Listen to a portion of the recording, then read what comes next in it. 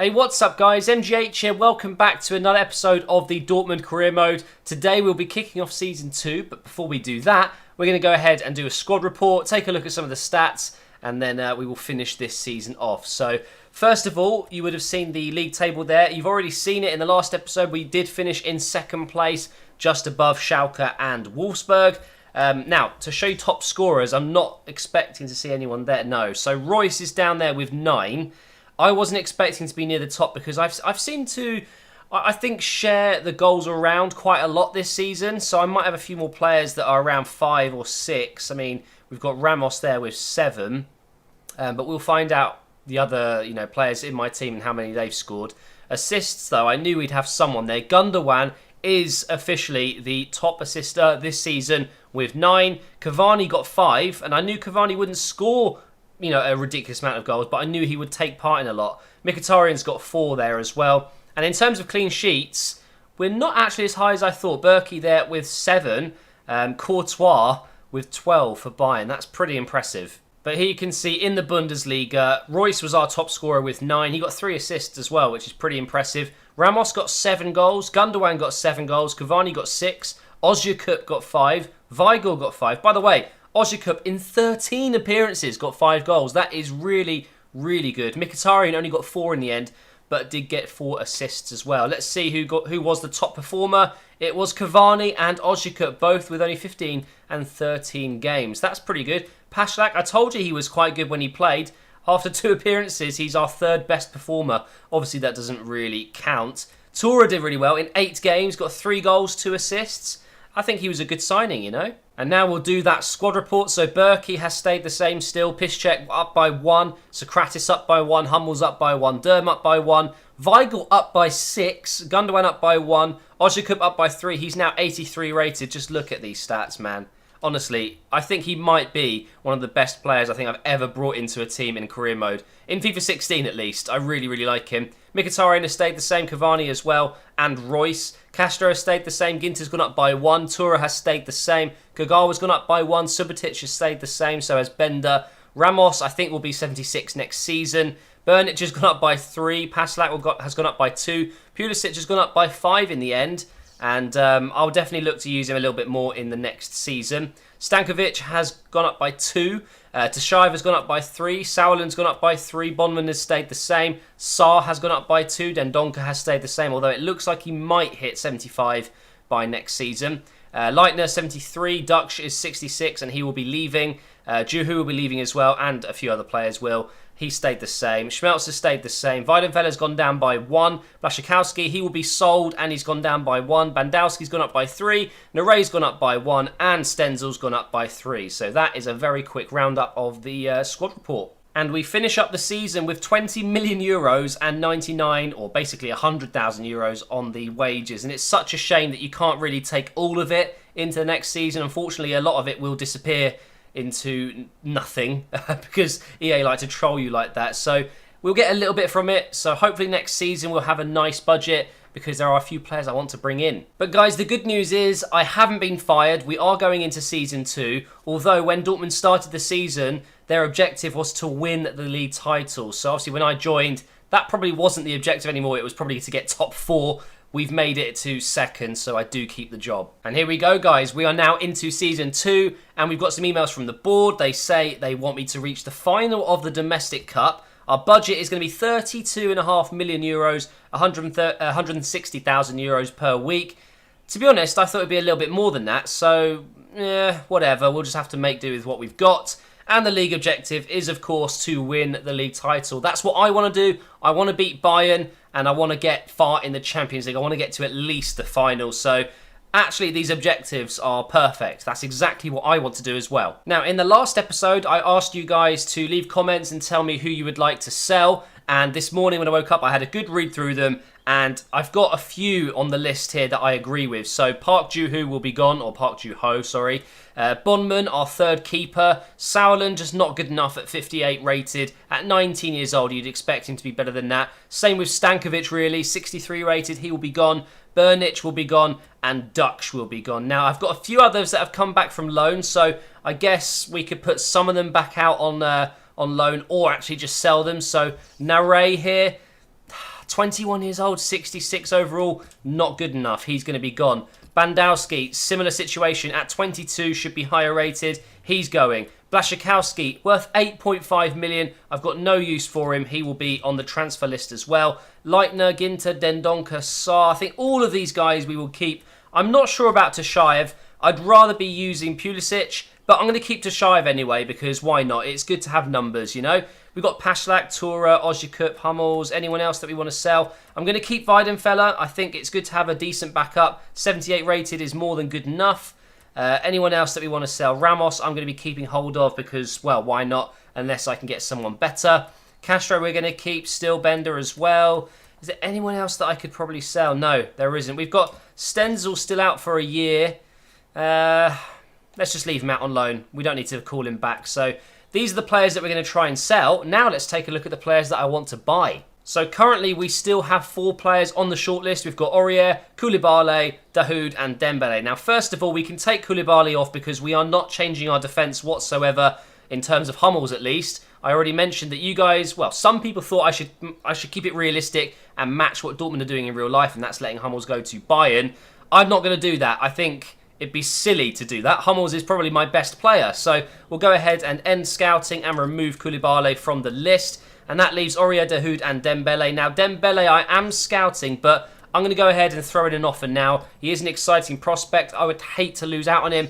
Apparently, this deal is happening in real life. So this is realistic. I hope you guys out there that like realistic career modes enjoy this signing. If we can make it happen, I'm going to go ahead and offer Blaszczykowski straight up. Now, Dahoud, I definitely want to try and sign him into the squad. The question is who do we lose? Who do we not need if we bring him in? So there's a few choices that come to mind. Leitner and Dendoncker.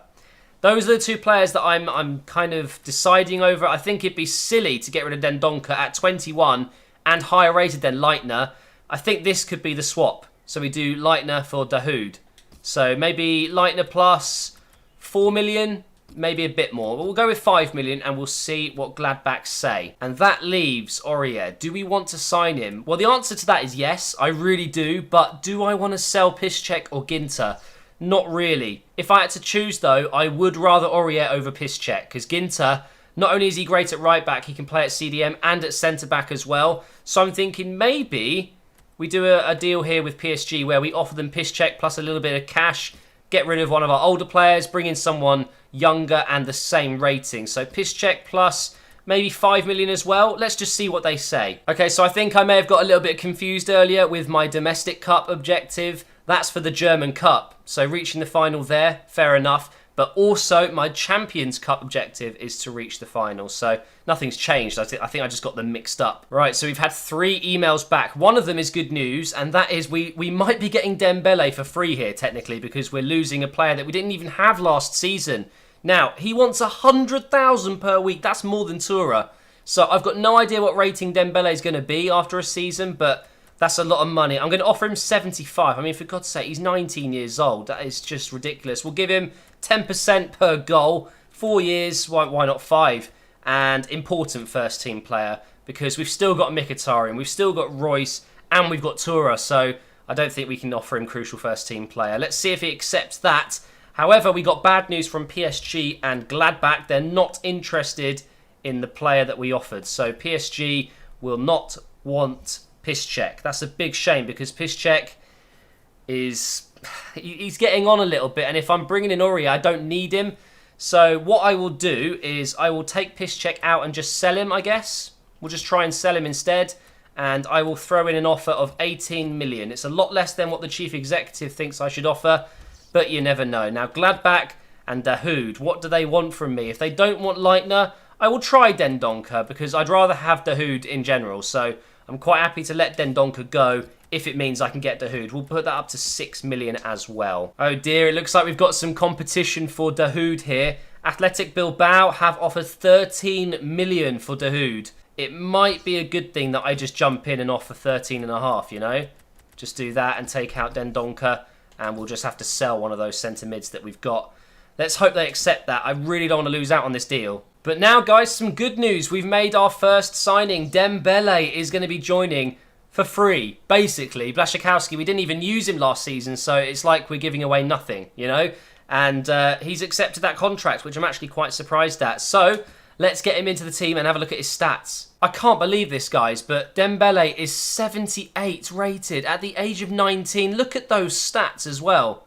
He is going to be absolutely incredible. I'm going to get him straight into training. No wonder he wants 100k per week. A lot of big clubs will be in for him, and we've got him. Bad news once again, this time PSG saying they want 36 million euros for Aurier. There's no way I'm going to offer all of that. I think I'll go back in with 22.5. I'll give them 22.5 million. They've got to come down a little bit. And now back to some good news. Gladbach have accepted 13.5 million for Dahoud. He wants 100k as well. What?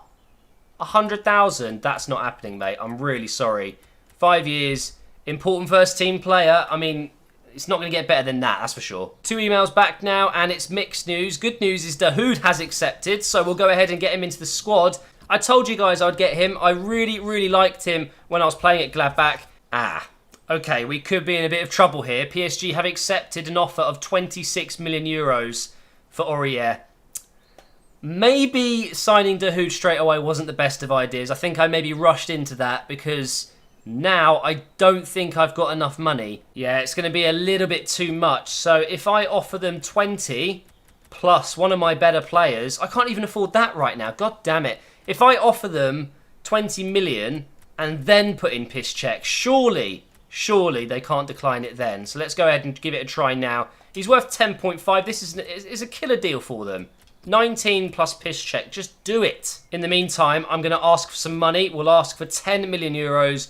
Win the league title, reach the final, reach the final. That's what I'm going to say I can do. So they're not prepared to give me the full 10 million, but they're going to give me almost 8. Why not just give me the full 10? Oh well, we're going to accept it. There we go. The money's in the bank. I think we may just be in time. PSG have rejected that offer again, but I should have enough money now to go in with 26.5 million. Let's see if I've got enough. Yes, we have. We've just about got enough money. Come on, let's make this work. Oh, wow. We just got an offer of 30.5 million for Kagawa. Okay, now this is a difficult situation to be in because I actually really like Kagawa, but do I like him that much? Do I really want to turn down massive money to keep him? But what I'll do, though, is ask for an insane amount of money that is totally ridiculous in hope that they'll probably say no.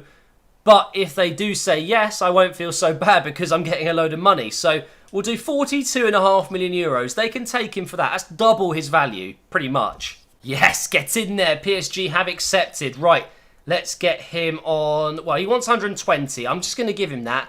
Jesus, we've only just about got enough money here. We need to sell some players to get some more. But I'm going to offer him 5 years. Crucial first team player, and we will have ourselves a brand new right back if he accepts that contract. They've actually agreed to buy Kagawa for 42.5 million euros.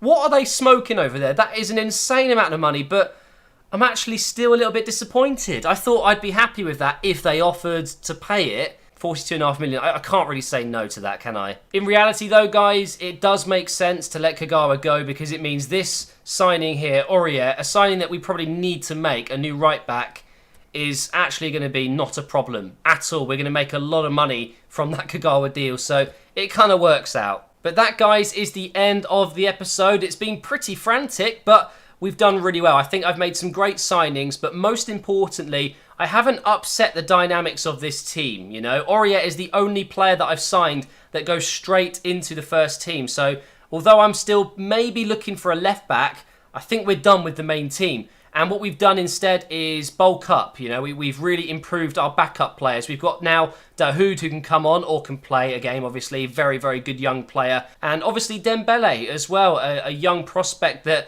could turn into the new Mkhitaryan for us. You just never know.